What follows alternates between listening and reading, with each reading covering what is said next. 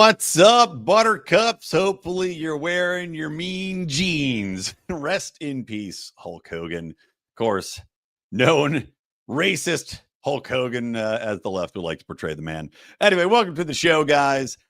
We are going to talk about several topics today that involve racism. Well, at least racism adjacent, accusations of racism, accusations of xenophobia, accusations of genetic manipulation, you name it, we're going to talk about it.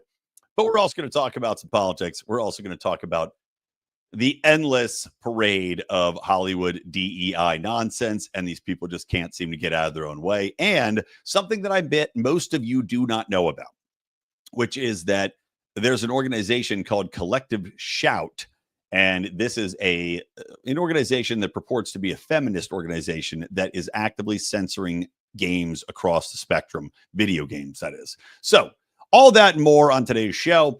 If you don't mind, guys, please subscribe to the channel, subscribe to the Lions of Liberty Network podcast wherever you listen, and also give us a 5-star review. It does help. We really appreciate it. And if you want to give more, patreon.com/Lions of Liberty. I actually just did a South Park episode 1 review of the episode in which liberals were saying that MAGA were losing their minds over. I give you my thoughts, whether it was good, whether it was bad, and whether that assessment was warranted or not. So all that and more, patreon.com/Lions of Liberty or lionsofliberty.locals.com. All right, let's get into it. First things first, I feel I would be remiss if I did not acknowledge the fact that Donald Trump, President Donald Trump, has in fact gotten himself an unbelievable victory. And that comes in the way of the meeting he just had with, who's it, Ursula von der Lederhosen, whatever her name is, the goblin that currently runs the EU. He met with her. She essentially, on live television, admitted the fact that the European Union has been taking advantage of America and American trade for quite some time, that we do pay for a lot, if not all, of their defenses, and that they were now willing to capitulate to Donald Trump's demands, essentially saying that the import and the tariffs on European goods would be 15%, right? And that the tariff on United States goods would be 0. Now, this goes against everything I have ever thought about tariffs, right? We were told, we had read, and we had seen in the past that tariffs typically are reciprocal, right? You raise your tariffs, they're going to raise their tariffs. It's an endless cycle ending in the citizens of a nation essentially taking it on the chin so that certain industries could be propped up, right? And what I mean by that, of course, is that when you're talking about tariffs, the tariffs are not universal across everything for the most part. Typically, they're a little higher for one sector, they're lower for other sectors. There's exemptions that are made for, let's say, automotive or chip manufacturing. And by the way, in this tariff deal, there are exceptions made for things like, I believe, automotive, and I believe for sure, I actually know for a fact, semiconductors. So for us importing Europe's semiconductors, because we need semiconductors, everything is now running on them, there's no tariffs on that. So it's a little bit more nuanced than what you read in the newspapers, just saying it's a blanket 15 or 30%. That being said, as I mentioned, it's a protectionist racket for the most part, because a lot of times, as you'll see with like tariffs on steel or lumber or automotive, it's to protect industries here that may or may not warrant protection. And I know that sounds cruel to say, but there exists factions that lobby the government because they want to protect their industries, because they believe it's vital for American interests. And most of the time, it's not. Most of the time, these are industries that need to go by the wayside, that they're not profitable, they're not competitive, they're built up and held down really by unions that cost vastly more than the labor of other nations. That being said, what's happened with this situation looks to be an absolute victory. And honestly, for any of us that are being intellectually honest, makes you have to rethink what tariffs do, how they're applied, and the victory that Donald Trump has gotten here. Because as I said from the get-go, I'm more than willing to admit when I'm wrong about something like this. And I said from the get-go, the tariffs and the way Donald Trump has used them, especially his tactics of having these exceptionally high tariffs placed on, let's say, China or European Union, I think the European Union tariffs went as high as 50% at one point. He's using them as a cudgel, but clearly, and if you know how Donald Trump negotiates, he will do this. It's going in, using the heavy hand, and then pulling back. He does this rhetorically as well as economically, as we've seen. And it has been effective. I mean, it's almost impossible to argue otherwise. Yeah, I could say that I'd like the trade with China to be a little bit more, the tariff to be a little lower, but primarily because I'm trying to import something from China. But at the end of the day, the European Union deal here cannot be argued with, that it is an absolute win for America. The only downside of the deal is that if, like me, you're very concerned with NATO, you're concerned with the spending that the United States does put forth to cover all the defensive aspects for many of these European nations and the EU at large, well, it's a loss in that regard. But taken in the broader context of before, we were getting effed in the A by paying for all of their funding. And I guess, at this point, Donald Trump has managed to get them to commit to covering at least, I think, something like 25%, where they used to cover 2%. If you look at it as we were getting reamed from both sides, they were Eiffel Towering us basically in the bedroom with tariffs as well as the spending on their defensive side of things. Well, Jesus. I mean, I have to say I was wrong. If you can utilize tariffs in this way, if you can beat people down and get something that's more of a fair shake, and at the same time, essentially say, they admitted it. And she came out here during this meeting and said, we have been taking advantage of the United States here. And the other aspect of this, too, is that Donald Trump, I think, is a little less tactful than former presidents and a little more willing to say, look, we're not going to fund your defenses anymore. We're going to leave you out to dry if you don't start working with this economically. And more power to him. I mean, if we're going to be spending that money, you better get something for it. And you better get our goods imported at zero tariffs. And you better open up that marketplace. And it also comes at a time, too, and this is an interesting thing I talked about in my Good Morning Fuckhead rants today. The energy aspect of this is interesting as well. Because part of this deal was also that Europe would be importing something like, I think, 700, actually, it might be over $1 trillion. It might be, and again, I apologize, I don't have this right in front of me. It was something like 1.4 trillion of, that's either investment into the Americas, or they had something like $750 billion that they have committed to buying American energy. So that aspect is also interesting. Number one, because, okay, now the United States, instead of being an importer of energy, is now an exporter. But also, when you look at the implications of this for the Russia-Ukraine conflict, if Europe is committed now to importing energy for the United States, that might pressure Putin, on top of Donald Trump shortening this negotiating window for a ceasefire and peace talks between Ukraine and Russia. Russia's main export was natural gas and energy. And Europe had been cut off from that during this entire affair. If Donald Trump is now saying, well, guess what, Putin? We're supplying Europe with all of our American energy. Putin's now going to say, by the time this war does end, if I don't end this quickly, if I don't get to the table and negotiate an end to this so I can start getting my oil and my gas exports out to Europe again before the American energy starts taking over everything, well, I might be shut out for good. And I think that's a potent aspect of this that may not be getting spoken about enough. So, credit where credit's due, guys. There's a lot of things that Donald Trump has done in recent months that have really pissed me off. But this one is a absolute win. And you just got to give it to him. And you got to admit when you're wrong, and you have to take the data as it comes in. When it comes to tariffs and this negotiating tactic, he has seemed to have,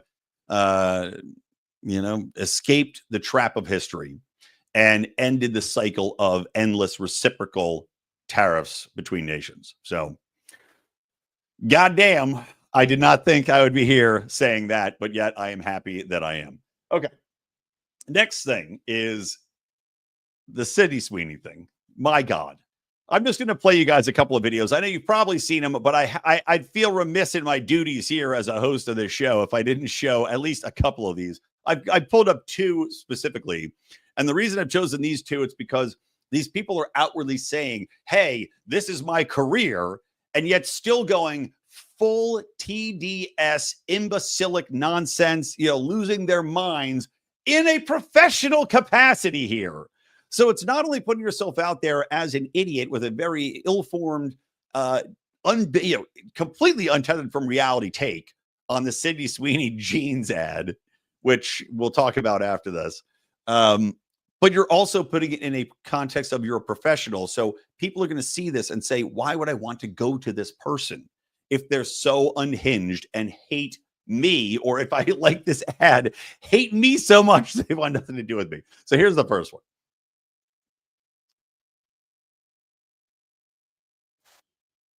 Not only xenophobic and racist, it's also scientifically inaccurate. She says genes often determine hair color and eye color. I'm sorry, often? That's literally what they do. If they're not determining hair color and eye color, what is? It's giving red pill podcast bro with no marketing experience clearly running their ad department.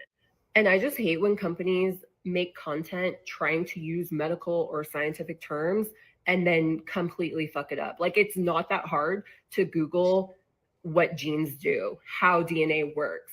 Do genes often determine our traits, or do they always determine our traits?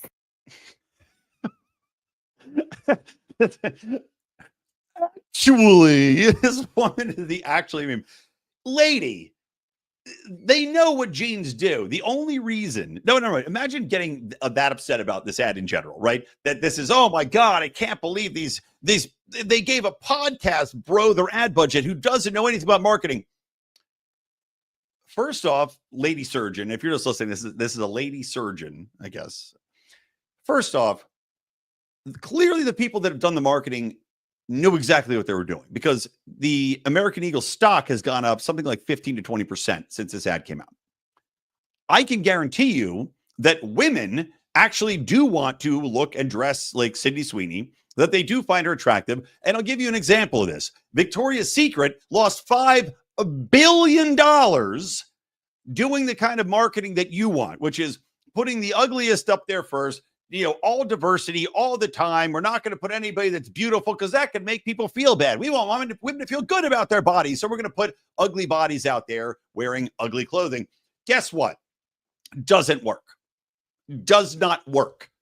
Advertising needs to be inspirational, emotional, or has some sort of hook that makes people want to go buy the product because they guess and they think that that product is going to make them feel better or look better or be better or appear better in some way. That's why this type of advertising works. And not only that, but it also appeals to men who might want to go and say, well, yeah, you know what? I haven't thought about American Eagle in a while, but they do have men's clothes too. Maybe I'll go check it out. Maybe I'll see more Sydney Sweeney ads. Maybe hot chicks will now go to American Eagle and I can go meet them because they're buying the Sydney Sweeney ads or jeans. There's a lot of aspects of this. And you add on top of that the fact that you're talking about it. That's what these people don't understand. You can tell somebody that doesn't understand marketing because half of the reason they did this ad is just like when Carl's Jr. put Paris Hilton on top of a car eating a cheeseburger. I'm sure many of you remember that. For those of you that are young and maybe you were 10 when this ad came out, they put Paris Hilton at the height of her hotness and very, very televised retardation. Although I've met Paris Hilton in person a couple of times. She's actually very smart, and also gorgeous. I'll say that. They put her on top of a car eating a cheeseburger, and that was it. And guess what? Feminists got all pissed off, the more radicalized feminists anyway. And Carl's Jr. saw a big uptick in sales of burgers. Is Paris Hilton going to be serving me my burger? No. Is Sydney Sweeney going to be there in person selling me jeans? No. But guess what? Everybody was talking about the commercial. It put the brand front and center. American Eagle has not been front and center for a long time. It is a brand that hit its peak in the 90s and now has been sitting in malls rotting until this ad came out. But this moron wants you to think that a podcast bro came up with this idea. Now, second thing here, the actually aspect of this, of course they know what genes are. We all know what genes do and what they are, you fucking idiot. That's why the pun caused so many people to get angry and call her a Nazi. Which, by the way, if you're Sydney Sweeney, you're like, I just made a jeans commercial. And somebody had tweeted this out and I agree with it. Is Sydney Sweeney wasn't If Sydney Sweeney was a liberal before this, she's not anymore, right? It doesn't take much for the psycho mob here. But for this, whatever, lady doctor, lady, whatever she is, to make this video, and her lead point is, I get so upset as a scientist when they say that genes often lead to the hair color and the eye color. Oh my God, who doesn't know how to research? Lady, we know what the term means. The only reason they didn't explicitly say genes dictate this is because then you people would have lost your minds even more. So this woman's actually complaining about the fact that the commercial writers tried to soften it just a little bit to avoid this exact kind of idiotic response. And this chick is just still out there leaning into it as hard as she can. And by the way, not coming across as a very intelligent person. If this was my doctor, I can tell you I would change my doctor having seen this video. So let's play another one, shall we? Hopefully it queues up a little faster. The last time it took about 5 minutes to get on the screen. I thought it wasn't working. All right, here's another one. This is a woman who is you will not believe this when you see her, a Pilates instructor. All right, take forever, StreamYard. Let's go. Get it on the screen, please. All right. So here's this lady. Let me make this big so you can really get the full experience of seeing this broad. If anyone from American Eagle who was involved in the creation of Sydney Sweeney's most recent advertisement booked into my Pilates class, I would give them the hardest exercise class that I was capable of doing on the lightest possible spring load with 0 breath cues. And I would make it the toughest exercise class that they'd ever experienced in their lives. Okay. So that was a Pilates instructor who, by the way, looks like she was made out of mashed potatoes. Some of these people, I honestly, it blows my mind. This one's a Pilates instructor. She was one of the least fit, at least from a head. All we saw in the video was a head and curly hair. She looked like she might have been a little bit slow and 100% out of shape. And yet she's out there threatening people who, and again, I'm sure that people involved, are you going to ask everybody that walks into your Pilates studio, excuse me, were you involved with the Sydney Sweeney ad? Because if you were, I'm going to make sure you get the hardest thing of your life. God,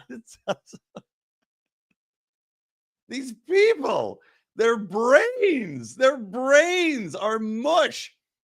So, potato face mush woman here going on and threatening people in a professional capacity because they like an ad or involved with an ad is so unhinged that it makes no sense you would put yourself out there. I mean, what do you think's going to happen with this? Do you think people are going to be like, good, go get them, girl. You showed those Nazis.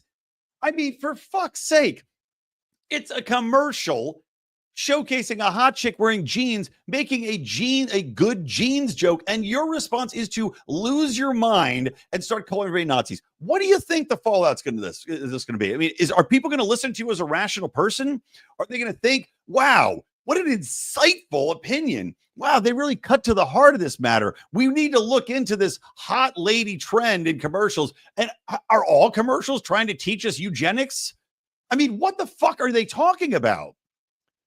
No one is going to take you seriously. It's another example of these far left activists picking the dumbest hills to die on. And the media can't resist this. Look, I sent a pitch out. I'm a publicist. I sent a pitch out for an advertising agency client of mine that does retail ads saying, hey, let's comment about it.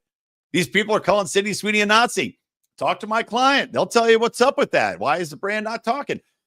And the brand was smart not to talk. American Eagle hasn't said anything, nor should they, because if you give these people an inch, they'll take a mile.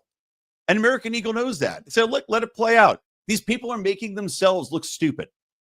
Why do we need to get involved in that? We don't need to apologize. What's the next thing? And that's what my client had said. If they open up themselves to commenting about this, well, then what's the next question that's going to follow that?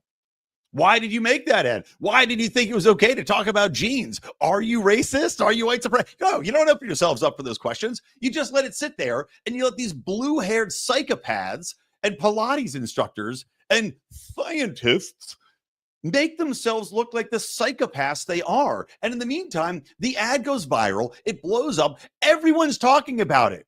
These people are self-defeating. If you hated it that much, you should have just shut the fuck up about it. But they can't. They can't.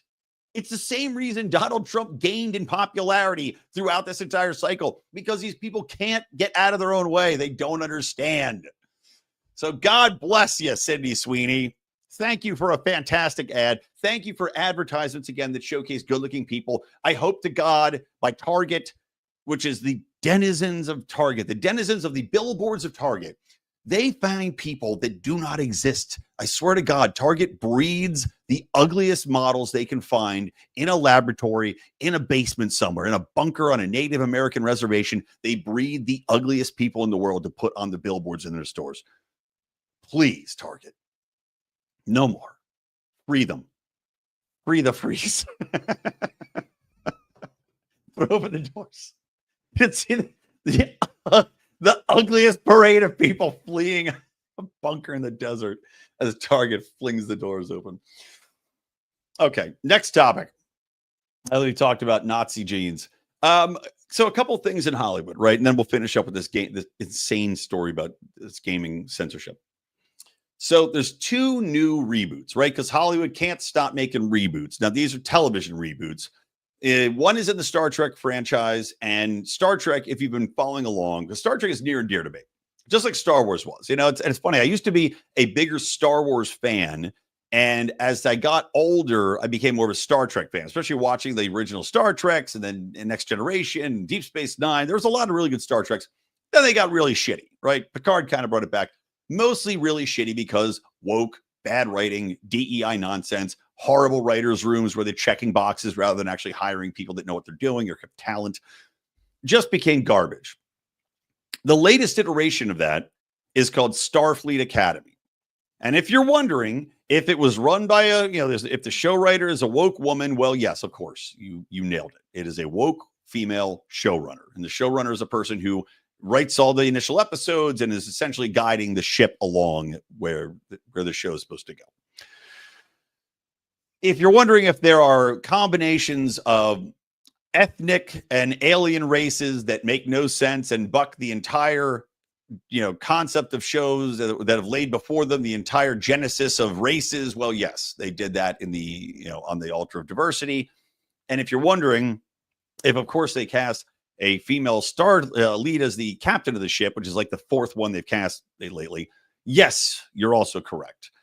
And what breaks my heart is that they cast the show, and there's one thing that everybody's making fun of, and rightly so, is there's a character called, there's a species in Star Trek called the Jem'Hadar, which are all male, bred in tubes just to take part in combat. And somehow there's a female half Klingon Jem'Hadar Star Trek member now. It makes no sense. And she's very fat. It just makes no sense. But what really breaks my heart here is that the lead of the show, the captain of this whatever Starfleet Academy, they're returning to the Starfleet Academy. They got a ship that's going to go out so they can take adventures, and you can watch, whiny people that have no experience in space go and I don't know, finger bang each other in the turbo lifts. Holly Hunter is the captain. Now, this is heartbreaking for me because I actually really like Holly Hunter. I've been a huge fan of hers as an actress for a long time. I think she's been great in almost everything I've seen her in, including the Thanksgiving classic Home for the Holidays, which is very funny, and I recommend everybody watch. It's got a very young Robert Downey Jr. in it, being awesome. And a not Dylan Mulvaney. What was it? Dylan Mulvaney. Derek Mulroney? No, not Derek Mulroney. He's not in it. Anyway, it's got a great cast. Just check it out. Steve Guttenberg, the Goot's in it. She was in a great movie called Crash. Holly Hunter, man. I love Holly Hunter. Well, they got her out of mothballs because she's old as shit. And she's out there as the Starship captain and whatever, I guess the Fleet Admiral or the Starship Academy Admiral, whatever the fuck it is. And it just isn't working. It's bad casting. She does not give off an aura of authority here. She's so old, and honestly, because of the speech impediment she had from, I guess, an incident when she was a young girl, she's unbelievably hard to understand. She's so old. It's kind of like listening to to the dude now, you know, and everything he's in. We're just talking like this here, Jim, or Sylvester Stallone in recent years. But she's very hard to understand. On top of that, she's 4 feet tall. I mean, Holly Hunter is fucking tiny. She is a teeny weeny individual. And in some of these trailers you're watching for the show, not only are you just shaking your head at the stupid casting and the alien combos and big fat black Jem Hadar ladies, but you're also shaking your head because Holly Hunter's sitting in the chair, the captain's chair, and it looks like a kid sitting in Santa's chair when Santa's gone for a smoke break. It's embarrassingly bizarre. It honestly begs the question, why did they make the chair so big when she's so small? Make a smaller chair that Holly Hunter doesn't look ridiculous in, like she's sitting in, like a little kid driving the car in the front seat in her dad's lap. Like, it's absurdly terrible. And this show is going to fail miserably. And Paramount keeps rolling out this kind of shit. They keep rolling out failed show after show after show. They just canceled one, which had a black female ship captain, which I tried to watch. Again, I have nothing wrong with, I watched Captain Janeway on Star Trek Voyager. I thought she did a great job. But she was a strong embodiment of the character. It was a well-written show, well put together, had interesting characters. Great. What they've done lately is they ditched the hard writing in exchange for these bullshit plot lines that lean into woke culture, woke topics, forced casting. And as I mentioned, bad writing, because the writers' rooms are now populated, basically forced population of, a lot of female writers, a lot of diverse writers, where a lot of your sci-fi writers in the past were, I'm sorry, straight white men, or at least straight men. And that just was what it was. So if you then try to force in all these other, voices from here, there, and everywhere, you're going to get a fall down in your quality. It's just what's going to happen. And I've talked about this before. Anytime you force a quota into there, you're going to get a big fall off in your talent. And that's just based on statistics, if nothing else, because you think about the statistics of how many white males there are in America and how many of those white males in America are writers, which, the vast majority. Well, if you're eliminating those people from those jobs, what do you think is going to happen? You're now taking a tiny fraction of a tiny fraction of a tiny fraction and shoehorning into these jobs, and it's just not going to work. So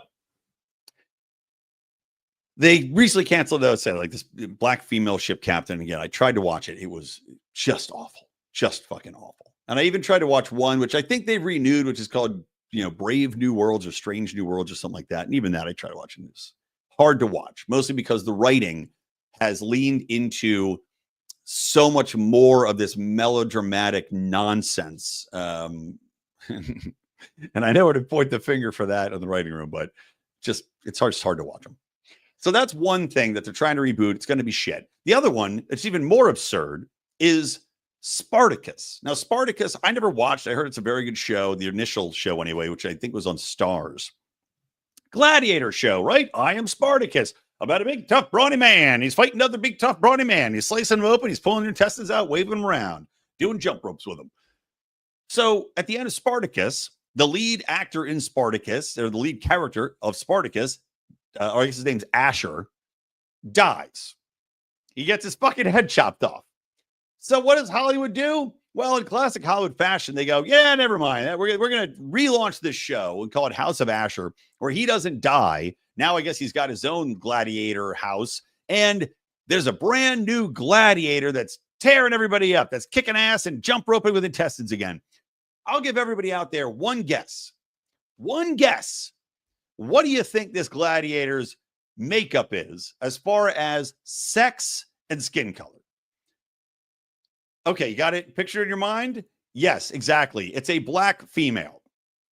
Because of course it is. Because that makes complete and total sense. Is she fighting other female gladiators, you might ask? No, she's not. She is a skinny, by the way, and I'm not saying she's not fit. She's obviously fit, but a skinny black female gladiator that's in there competing against other highly trained male gladiators that outweigh her, that have vastly more strength, that have vastly more skill, and just kicking the living shit out of them. And we're supposed to just accept this as, oh, perfect fact, makes sense, lock it in, can't wait to watch this show. And if you're wondering if the show in its trailers alone is full of woke DEI dog shit messaging about representation and about women and about color, well, yes, of course it is. So this show is DOA. It's dead on arrival. I don't get why they don't learn. Maybe this has been in, maybe like similar to Ironheart. Maybe it's been in the can for 4 years and I just don't know about it. And now they're like, well, we got to put this thing out, whatever, just do it, just roll it out. But at some point, you got to just fire everybody, right? You got to clean house. I'm saying you have to clean house because they don't get it.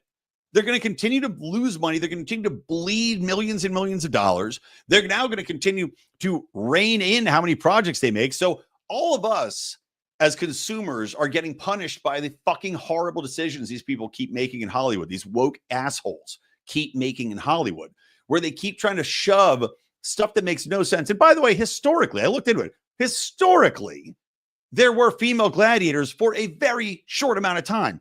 They tried to do it for a brief period of time. Everyone hated it. They thought it was disgraceful, and it was quickly ended. At no point in time were female gladiators fighting male gladiators and was it lauded and applauded. This is complete fabricated horseshit for one purpose, and it's to send the message. This reminds me of like that stupid movie, The King, or that awful movie. It's again like, what's her name? Olivia something, who's like in all these movies as a star, where they keep shoehorning in like, oh, it's a black female action star. And she's, she was the president and she's kicking ass. And everybody goes, what are you talking about? No one wants to see this. And nobody did go see it. It was a huge failure. Stop doing this shit. We as consumers now are going to be screwed because they will not have the money to do anything because they keep losing millions of dollars on this shit. And because they don't know how to think any other way, and they can't seem to function without shoehorning in these idiotic concepts and ideas, I don't know where they're going to go. Legitimately. You need to get a full clearing of the executives class. You have to clean out the executives. You have to clean out the managers. You have to clean out the readers of the scripts. You have to clean out everyone and start over here because they're not getting it. And all of us are going to be worse off for it. Okay, last thing, guys. Collective Shout. So Collective Shout is a feminist organization that puts itself forward as being activists to stop like hypersexualization or dangerous themes in gaming. Now, what they mean by that is games, primarily, they said they started going after games that are like sexual content. So they started targeting a lot of Japanese games, role-playing games where you could have sex with ladies. And, I'll say full war, I've never played one of these, not because I wouldn't, seems kind of interesting, but I've never done it. However, they are very popular. A lot of people play them. A lot of people download them and different outfits. And I'm trying to think of the name of the one. It was like an odd name, like infit.io or something like that. But it's one of the major gaming platforms internationally, similar to a Steam, that hosted these games. And look, you can choose whether or not you want to look for erotic games or not, right? It's like anything. You can choose whether or not you want to subscribe to the Spice Channel, if that even exists anymore on your TV, or, whatever, Skinamax, or download a porno. It's your choice as an individual and consumer. But Collective Shout has been pressuring platforms that host games and sell games to remove this content. And as a game platform, you should tell these people to go fuck off because they are not your audience. They are not buying or purchasing games. They are not gamers. They are activists. And they're a very small portion of activists, especially compared to the millions of gamers that are out there apparently actively wanting to download games that they can masturbate to. Instead of telling these people to go fuck themselves, they have capitulated. And as we know, the first thing you never do is capitulate to an activist because you know that they'll never stop.